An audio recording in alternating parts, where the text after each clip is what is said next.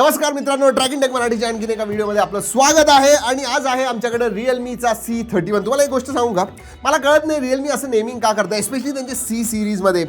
Realme C25, C35, C25Y, C21, काय तथ्य काय त्याच्या पाठीमागचं, म्हणजे there has to be some reason की तुम्ही एक नाव देताय. पण anyways, this is Realme C31. आणि एक गोष्ट लक्षात ठेवा, one of the rare smartphone जो 10,000च्या खाली येणार आहे असं वाटतंय. माझ्या हिशोबाने हा 9,000 वगैरे येईल.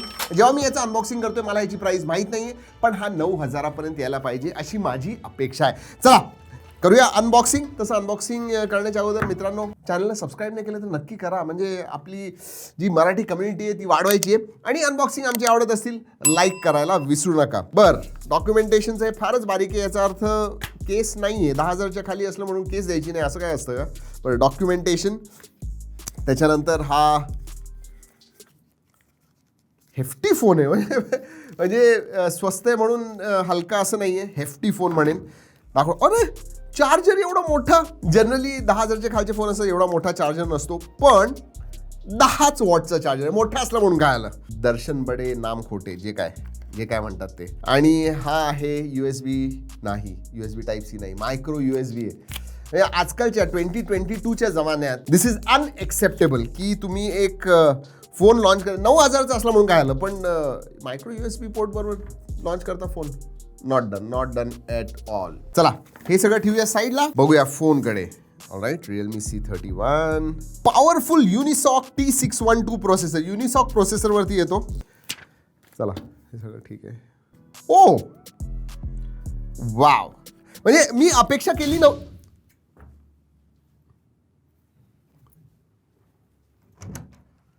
प्रतीक परत खटका पडला का? ड्रॉप टेस्ट करायची का याची? आय मीन कवर नाही आहे आणि खाली ना ग्लास आहे.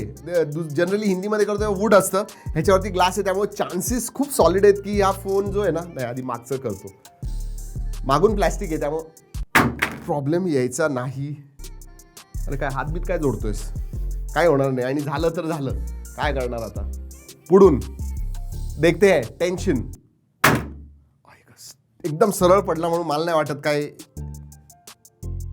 नाही. असं इकडनं अशी लाईन वगैरे आली बरं का, ही मला वाटलं की क्रॅक बिक तर क्रॅक झालेला नाही आहे बरं का.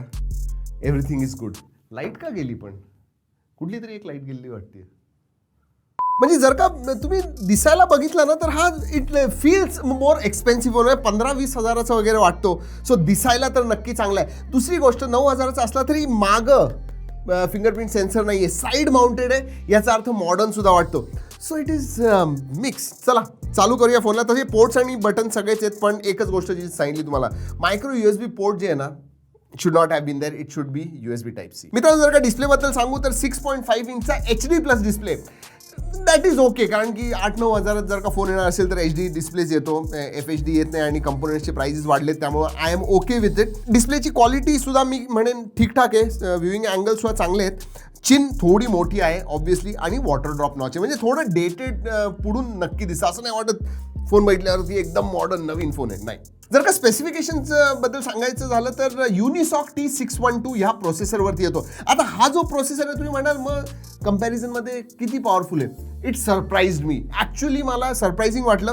G80 वगैरे, हिलिओ G80 जसे प्रोसेसर आहेत ना, तसाच आज युनिसॉक T612 आहे. जर का मी पॉवरबद्दल, त्याचा जो परफॉर्मन्स आहे त्याबद्दल जर का सांगायचं झालं तर, म्हणजे तुम्ही HD हायवरती प्रॉपर गेमिंग करू शकता याच्यावरती. 9,000च्या फोनवरती असं म्हणणं की गेमिंग चांगलं करू शकता, ही फार मोठी गोष्ट आहे. So T612 is a capable processor.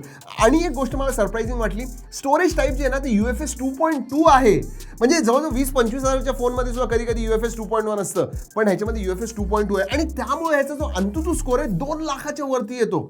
So from that point of view मी म्हणेन ह्याचा परफॉर्मन्स खरंच चांगला आहे. 5,000 mAhची बॅटरी आहे, 10 वॉट चार्जिंग आहे, म्हणजे तुम्हाला नक्कीच 2 तास तर चार्ज करायला लागेलच.